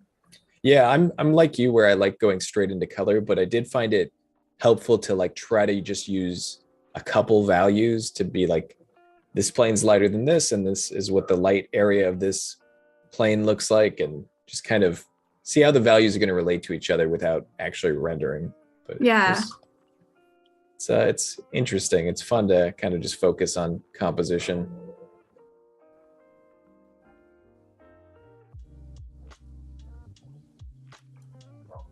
Every once in a while, I try out the black and white to color workflow, but I always end up going back to color. Yeah. I used to do that way back when, but I switched many years ago to straight color, and I've never really looked back. I've Mhm. dabbled with it once or twice in the past couple of years, but I was like, no, I just like straight Yeah. color. For certain types of scenes, it can be fun. I do it every once in a while if if it's a scene where the value is like the scene, if it's like all about the lighting, and if it's a scene where the colors are going to be somewhat muted anyway, because I feel like for me, if I start in black and white, I'm never able to get like as vibrant of an end result as when I start in color. Yeah, definitely. And I feel like sometimes just when I envision a scene, it's color's just such a big part of it. And I've had the issue before that, say I'm doing a red dress, for example, I don't know what value that's going to be. I can pick the red that I want, but like I don't, Yep. because I think my logic for it is that I think we're so used to seeing all values with colors associated with them in real life. So I can paint a green shirt, for example, but I wouldn't be able to guess exactly what value that green would be without the color attached. Yeah. So sometimes it makes it hard for me to know what values to pick if there's no color.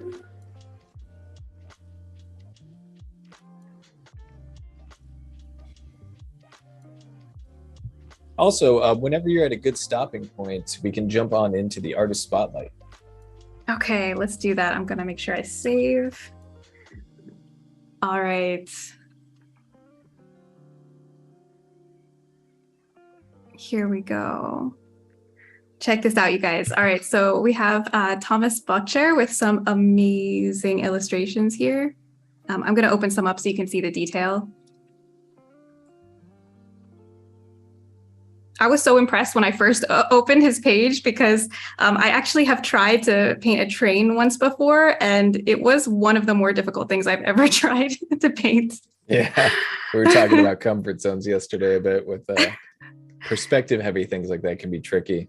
Yeah. Oh my gosh, I love it. I'm amazed all the technical stuff and like the detail and the angle, like going to the distance, the foreshortening. Yeah, I mean, when you see his work and you open up this Behance project, like it's a very distinct style and look to it, and a lot of perspective work. And okay, there's some process stuff, because I was wondering if he uses any 3D to block out some of these. But look at that! I mean, the line work alone is amazing. Can I zoom in? Yeah. Oh, perfect.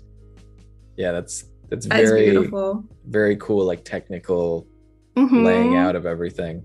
Like I find it even satisfying in this phase of the process. Yeah.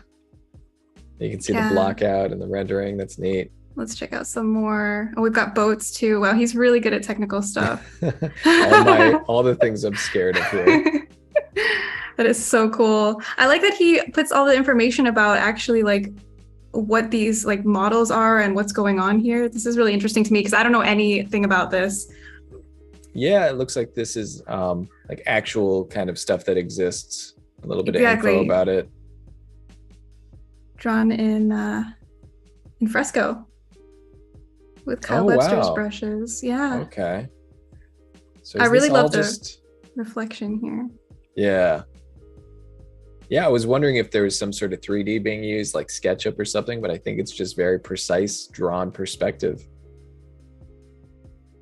It's cool also to see such an array of like the times of day. We've got like sunset, we have winter, different lighting scenarios. Yeah, that's true. And they certainly have like a kind of a cohesive look. Like his process is pretty easy to identify, but you know, there's a lot of variety between them too. Yeah, I really like this one. Just a great mood. Yeah, all the smoke there. The color palette. Kind of some cloud painting almost, a little bit going on in that. Yeah. Smoke, clouds. I honestly think there's a lot of crossover there. Yeah. Sticking with the theme. Yeah, this is cool. It looks like I'm wondering if these are all done in fresco. Oh, I like this. That dappled lighting and the foliage. Oh, very nice. Yeah. Yeah, really cool. You can see a little bit of that like kind of brush work too in the trees with the sort of leaf brush. That's right.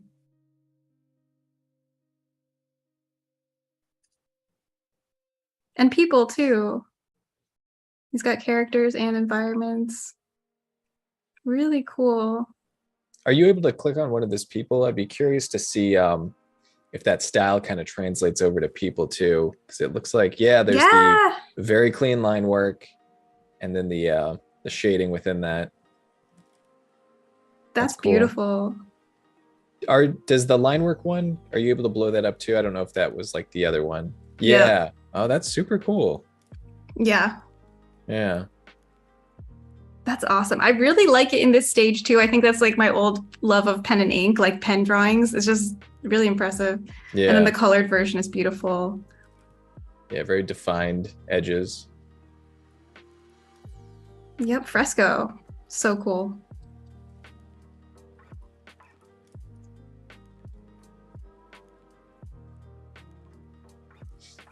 It's interesting to see how much like train stuff there is. Yeah. It's, like just all the different approaches, all the different scenes. It's really neat. I really like this one, the detail on these houses, the architecture. Yeah. Yeah, I really like the defined lines on all these. And it's mixed in. Yeah, start with a sketch. Oh, yeah. Work from the background to the finished illustration. How cool is that? Yeah, it's cool to see like kind of a mix between, you can see the loose tree in the top left and the really defined train, because it's like those, it's kind of like when you did your sketch yesterday, those organic things, sometimes you almost just want to imply them more and kind of get an idea for the shape. But anything mechanical like that, it's a lot more. Oh, that's really cool, this transition. Whoosh. Oh, that's nice. Yeah, beautiful. Yeah, I'm so impressed. Oh, look at this. Yeah, I was gonna say the landscape. Like, yeah, a few landscapes here. This is interesting. Yeah. Let's go through this one. Still got the decently I guess the line work's simple but defined. Mm-hmm. Yeah, I love the mood on that one. Yeah, a lot of neat grass texture there too. Oh. This is so cute. This one family. Oh yeah, green lush foliage landscape. This makes me happy. Does this one say if it's in fresco too? I assume he does all his work in fresco. Yeah. Yeah. Oh, this is cool. We can see the whole process here. So the water and sky, and layering in. Yeah, it's cool to see some of these brushes that he's using. I was actually wondering in that last landscape with the sky, had kind of the sunset sky. I was almost wondering if any of those were the live brushes from fresco. Oh yeah. Because there was like a softness and a hardness in some of the edges. Kind of interesting. Yeah. Yes, it's cool. It's nice because the foreground area is like a lot more in focus. So you get that depth feeling with the distant mountains being like soft. Mm-hmm. Yeah, I really like, of course I like the landscapes. I also love, I'm also very impressed with all of this architecture and the trains.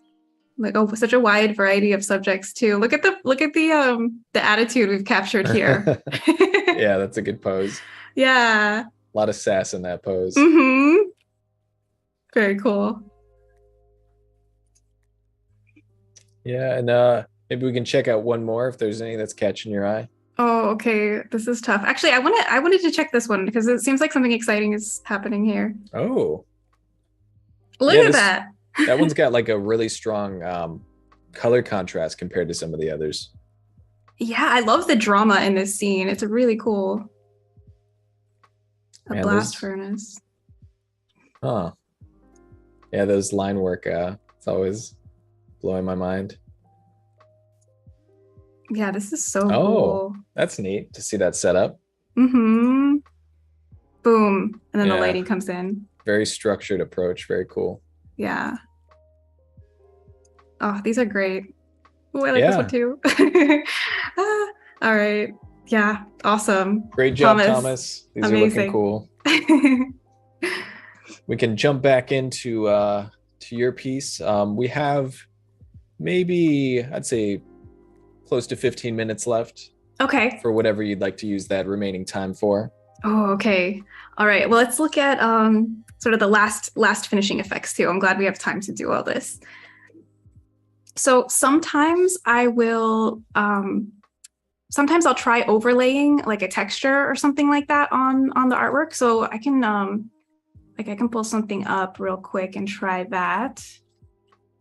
So for example, I'm just going to open one that I've been liking a lot lately.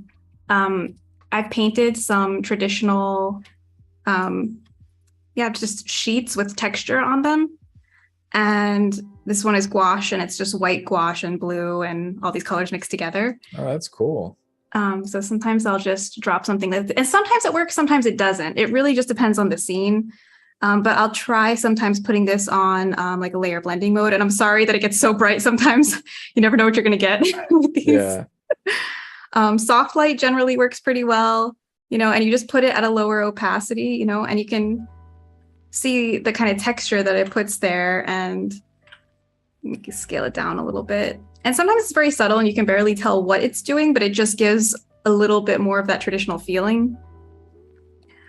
And you can also, let's do image adjust hue saturation and try hue shifting this a little bit, because that image had like a very blue tint to it. So we might want to shift that to something warmer. Oh yeah, that's interesting.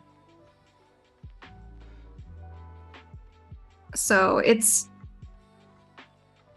I might put it at a very low opacity. I don't love it when it's very strong on this particular scene, but I just wanted to show that because some people might be interested in trying something like that in their work. It's something fun to try. Do you have a lot of gouache texture paintings that you've done like that? I have quite a few. I have so for my subscribers here on Behance, I recently uploaded a pack that has like a bunch of different options of things that you can overlay. And yeah, I've made quite a few of these over the last couple years. And I use a lot of these in brush textures when I make brushes, but you can also just overlay them onto your artwork. Yeah, that's cool. That adds some interesting potential for variety. Yeah, and it really depends also the type of scene and the style that you're working on, how well this is really going to work. But especially with more painterly style, I think it can be really cool. Another thing I like to do is let's make a new layer and put it on multiply mode. And I will sometimes just kind of go around the outside and make like a little bit of a vignette. And that's already sort of happening here at the bottom. So I don't think I'll darken it more, but kind of just go around the outside with an airbrush at a large size and kind of darken the outsides a little bit. Nice. I like to do that too. Multiply for vignette. Yeah, it just like, you don't really notice it that much, but it just kind of pushes the viewer's eyes inward. Yeah, just a little bit. Yeah. And you can almost do the same thing, almost the opposite with color dodge. Now, color dodge can go over the top really fast. I'm going to put this layer on color dodge. And what I like to do is double click on the layer and uncheck the transparency shapes layer. Do you ever do this when you use color dodge?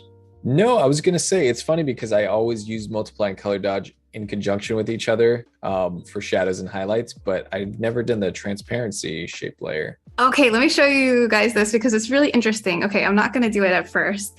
So let's just grab a random like yellow color here. We've got our color dodge layer. I'm just gonna make a big brush stroke. Okay, it's kind of nasty, but make a big brush stroke just to see what it looks like. If we double click and uncheck transparency shapes layer, look how different that looks. Oh, wow. It's like a completely different effect. Huh.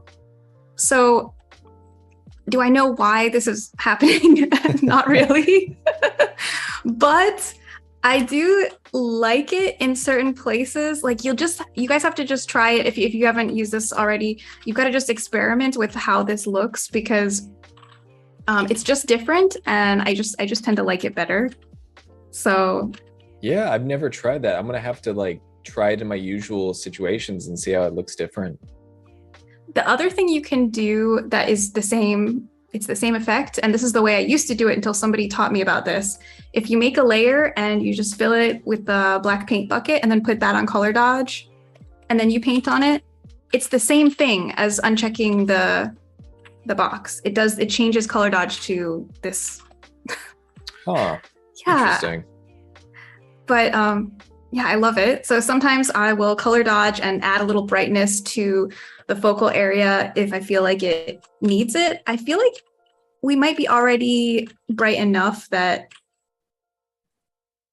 we don't need to add more, but maybe just a tiny bit, like right on her arm and her hat, just to like really exaggerate the lighting. Mm-hmm. But you know how it is with color dodge. You can start overexposing things really quick. Yeah, I always use a pretty dark color, fairly desaturated when I do color dodge. Yeah. It's so tempting to go overboard, and then you're like, yeah, oops. Color dodge can make things explode pretty quick. So yeah, those two, if I turn this layer on and off, you can see it definitely like pulls the attention inward even more. And the other thing I like to do, we're making a lot of layers here, but that's fine. Just going through the process. I'm going to do image, apply image. So this is once again making a merged version of everything below on one layer. And I'll go to filter. And sometimes I like to add noise and sharpening, those two things. So I'll either go sharpen and just sharpen it, or I'll play with the unsharp mask. I have not mastered this. I just move the sliders and just see what I like. That's all I do with this thing. But it can really change things quite a lot. It can really like make edges more, it makes edges more crisp, but it can also change things with the values. And so I just move the sliders around and kind of see if I like the changes. Let's just press OK and see what happens here. So if we zoom in, that's when you'll be able to notice it more. If I turn this on and off, it's very slight what's happening here. Okay. Yeah, so you can see it. You can, of course, make that like way more drastic if you want to. But it's really cool what it does. Filter, sharpen, unsharp mask. Maybe I can get a more dramatic. Yeah. Oh, so this is really intense. So we'll press OK here just so you guys can see a more intense version. So you see what it's doing. It's almost like, so this is going a bit too far for my taste, but you can see how intense the effect is. Oh yeah. And sometimes this can be so handy. Like, so what I'll usually do is just use the mask, just create a mask and black paint bucket and completely, get rid of all of that and then paint it back in just in the areas where you want like this super intense crispness. So I'll just do it lightly here, like around here, and then the focal point, I'll just bring it in a little bit. So anywhere that you consider a focal point, and then just around the edges, I'd leave it.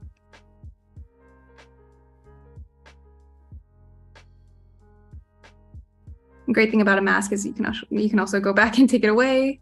Yeah, it's always nice to be able to kind of focus all these effects exactly where you want them. Yeah, it's awesome. And sometimes I'll also do, like sort of a blur on the outside and then mask away the center. So the outside edge is like, we can do that. Just show an example. Almost like an added effect to the vignette. Yeah, exactly. Focus. So we can, I'll do another apply image and then mask that. We'll get rid of it. And then, so we'll do filter, blur. I like to use Gaussian blur, and I like to use motion blur for a lot of things. Oh, actually, I should have put my mask off if I'm going to do this, but let's just see what we get. We'll just do it like this. So I'm going to bring in, actually, we'll get rid of that. Delete. Sorry, guys, I totally messed this up here. Okay, let's try it again. So filter, blur, Gaussian blur. Now we can actually see what we're doing. We can blur it quite a bit. And then we're going to mask. And then I'll just bring it in where we want around the edges. And so we should get a pretty dramatic effect of that blur. So this can be a bit too much, but I just wanted you to be able to see the difference. So, but yeah, you can see the blur and then how much more sharp, it'll get in towards the center. Yeah. Yeah, I mean, that's cool because it also kind of gives you that little bit of depth with, you know, almost like how a camera might focus on something. Yeah, exactly. And it's a digital thing. Like sometimes if I'm painting something that I really want to make it look like an oil painting or something, sometimes I won't use those effects because I feel like it's very camera-like. But like I said, lately I've been just diving in with the digital effects and just having fun with them and not worrying about it. Like, yeah, and I think that's also largely how our eyes look. Like when I'm looking at something in front of me, that's what's in focus, but everything out of your peripherals, kind of on the side, it's not, you know, it's not a sharp focus. So I think that can be a really cool natural look. That's so true. Yeah. So then the last thing is I'll go to filter, noise, add noise. And I don't always do this, but I do think it's nice. One thing that it helps with is if you have brushes with a lot of different amounts of noise, then it can help give a more cohesive look to your painting. You might have some smooth areas and very textured areas, and noise filter can kind of unify it a little bit more. So it also kind of has that screenshot look. Yeah, so a little noise filter is sometimes just the last effect that I'll do of that group. Yeah, it's cool to see how many of these different kind of finishing effects can, you know, add up together to kind of put it exactly where you want it. Yeah, it's fun. You can spend a lot of time tweaking at the end. Like even now, you know, you can open up adjustment layers and play with it. And I have fun with that. Sometimes you can make like different versions. I've recently opened my mind to doing that and actually saying like, that's okay. Because it used to be like, okay, what is the painting going to look like when it's finished? But you can make like, why not make a second version of the painting? Like I've seen a couple artists do this and it inspired me to just be like, why not? You know, it's digital. You can, you know. Yeah, I think it's cool to be able to see, like you can give them oftentimes just a different sort of vibe with that type of thing. So yeah, that's a lot of fun. Also, Daniel says, do you ever do any final adjustments with camera raw? Camera raw. I know what I do use is sometimes, but more during the painting process, which is a fun thing I can show you guys, is the color lookup. So under the adjustment layers, you can go to color lookup. And then this first drop down here, you can select and just kind of go down through all these options. And it's like some amazing filters here. Like, look at this one. This one's very pretty, isn't it? Yeah, that's an interesting look. And you can lower the opacity on those. I really like that. I might leave that. I think that's nice. Yeah. But yeah, you can, let's make another one. Color lookup. What I love here, the one that I find very handy actually is the moonlight and the night from day. I think this is like an awesome start if you're ever painting a nighttime scene or you want to turn something into a nighttime scene and you're struggling with that. This filter can get you like already pretty far along, and then you kind of paint it from here and add your lighting effects and stuff like that. But I feel like these are really cool. Yeah, that's neat. Definitely sets it up for turning that into a night scene. Yeah. So it's if you ever get stuck when you're painting, or you know you just need some fresh inspiration, sometimes I'll go to the color lookup if I feel like my colors aren't working, and just play around with those things, and usually it kind of triggers the inspiration flowing again. Very cool. Also, we had a question in the chat by Apurva that says, can you tell me what tablet that you're using, the tablet and the size? Sure, it's the Wacom Cintiq 22 is the one that I'm using. Nice. Yeah. Have you used the iPad at all to do any work? Well, only a little bit. I've really tried and I want to try again, but I'm so comfortable at my computer with my keyboard shortcuts and everything. Every time I try to go with the iPad, I feel a bit restricted compared to my setup here. Yeah. But I love the portability. So that's something that I'm interested in getting better at. I think I just have to push through that first initial like discomfort that it's different than what I'm used to. Yeah, I think we're on the same page because I love sketching on the iPad, but I'm picking it back up recently. But like you said, I have so many hotkeys that I use when I'm painting that I feel like I almost need a keyboard and I need to have all these different hotkeys I can hit. So it's something I'm trying to maybe get used to again. Yeah.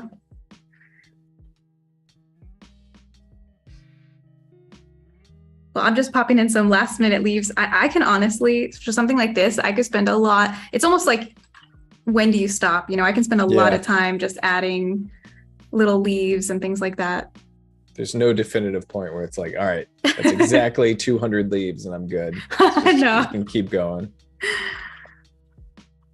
But I think we are winding down to the end of our stream here. 2 hours has flown by, but it's been great to see your process. I've loved seeing this come together over the 2 days. It's really been cool seeing like the block in and now the detailing. So thanks so much for that.